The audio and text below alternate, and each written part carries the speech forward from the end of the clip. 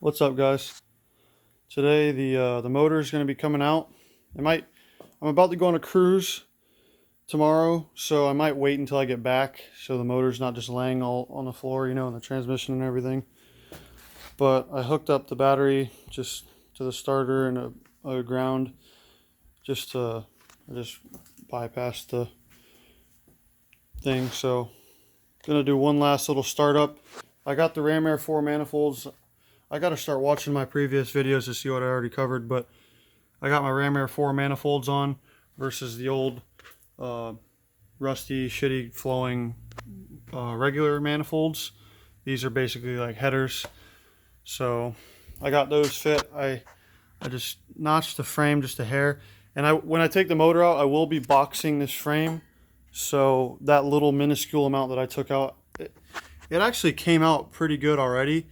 But what I'm gonna do is I'm gonna like make it flow better, so it's not like so notched. I'm gonna make it less noticeable.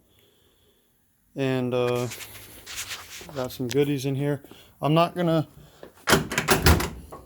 got my power brake booster, master cylinder, mounting hardware. I got my disc brakes and my upper control arms. I'm still waiting for my lower control arms and my coilovers. I'm going to do a more in-depth video on everything I got from Performance Online. I already have the panhard bar and the front sway bar in from Performance Online, so I'm just getting everything suspension and driveline from Performance Online. They got it to my door in like 4 days, and that was over a weekend, so I'm really impressed with that. There's still powder coating. Supposedly, this was their excuse. They're still powder coating my other control arms, so they're just going to send those and the coilovers all at once. I'm in no way, shape, or form ready to put them on anyway, so not really worried about it, but I'll go ahead and show you guys what it looks like. So, sorry if it's a little dark in here, but these are my drilled and slotted rotored disc brakes.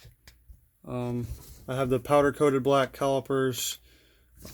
I have brand new tie rod ends. I think the other box is the one that has the brake line hoses. They're all stainless steel braided hoses rather than the traditional rubber. Then over here, got a little bit better lighting in the front of the shop. These are the control arms, all nice and black powder coated. The only thing I don't like, hold on, let me turn off this fan, or lower it anyway. The only thing I don't like about this kit is I have to look at the instructions and watch the video on YouTube just to, make sure I know exactly what I'm doing. This looks like it's a shock mount.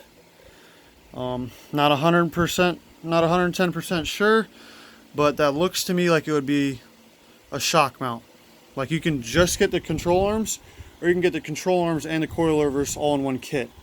I got the whole kit. I believe that this is like if you just get the control arms and you want to stay coils with the shocks separate.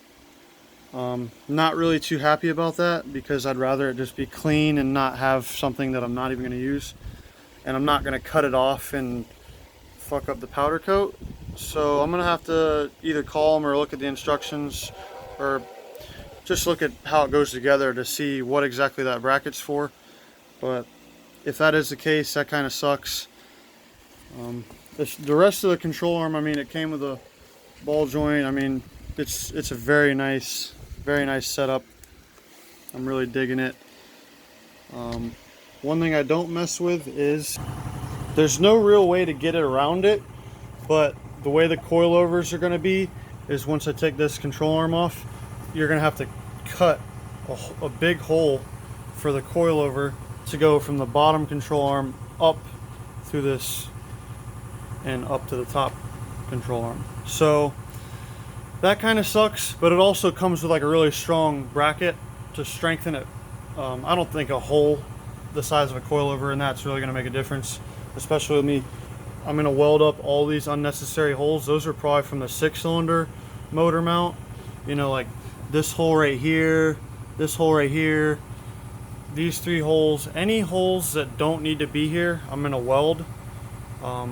You know, like when I take off the shock, I'm gonna hammer that in, and then from the backside hammer that dent out, make the frame flat again, and weld up that hole. I'm just gonna weld up every single hole so nothing cracks to that 600 foot-pounds of torque. And but other than that, I'm really digging it. I'm gonna go ahead and do one last little startup for you guys. I mean, it's like a 250 horsepower motor, but it sounds pretty cool. It's pretty funny. It's a typical open headers, so you know it's got that bloop bloop noise. This is a good motor. It's not a race motor, but it's always been good to me. Always running good gas in it.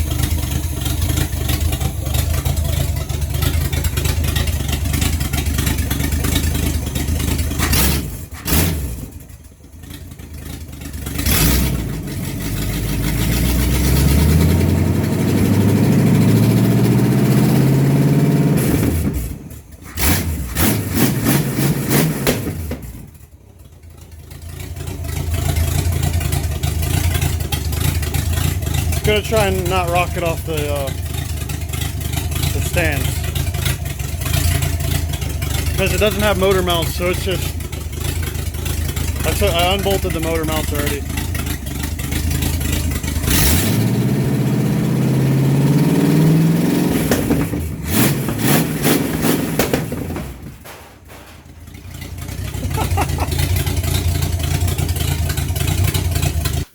So sure enough, it was rocking like crazy, and my fender fell. This fender, I'm probably gonna get another one because it's got a bunch of holes in it, and the backside, that's rusted out, so I'm probably gonna get another one. I'm gonna be sandblasting my core support today, and taking off my drive shaft, and then like I said, I'm either going to pull out the motor or pull out the motor when I come back. Just wanted to make one more video before I go on vacation. I feel bad because I go like months in between without making videos. But now that I actually have a nice phone that takes good quality videos and I can take longer videos, I wanted to start getting out some better content. Like when I pull out the motor, I'm going to make videos on like me boxing the frame. I'm going to make videos of me putting on the tubular control arms and the coilovers. Like this frame is just going to go from like shit to the whole frame looking like this. Just all boxed and tubed and nice. I can't wait. Like back here, there's some cracking.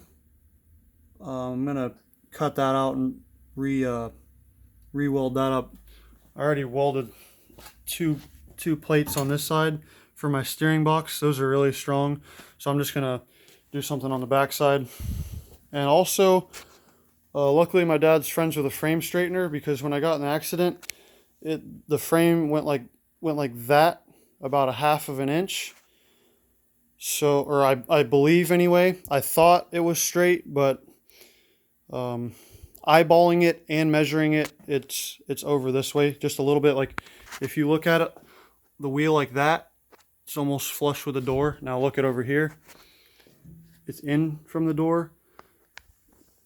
Whether that's the frame bent or not, I'm not sure. So we're going to take it to a frame straightener once I pull out the motor and exit out and make sure everything's 100%. And then, yeah.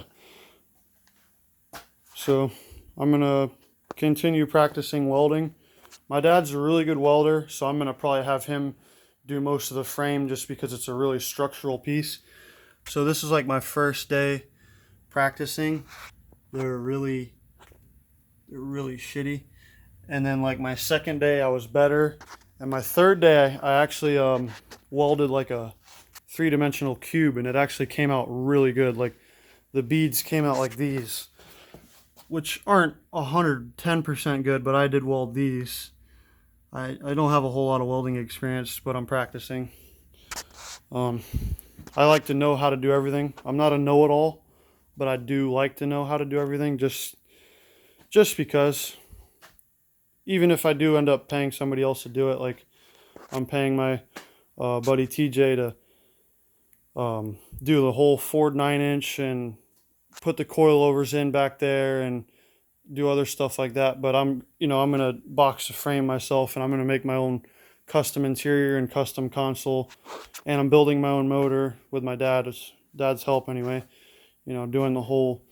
I'm gonna take this off and unplug the wiring harness, scrape all this off, and sandblast the whole firewall, get all the undercoating off, and make it all nice and satin black, as well as fixing this like I already went over.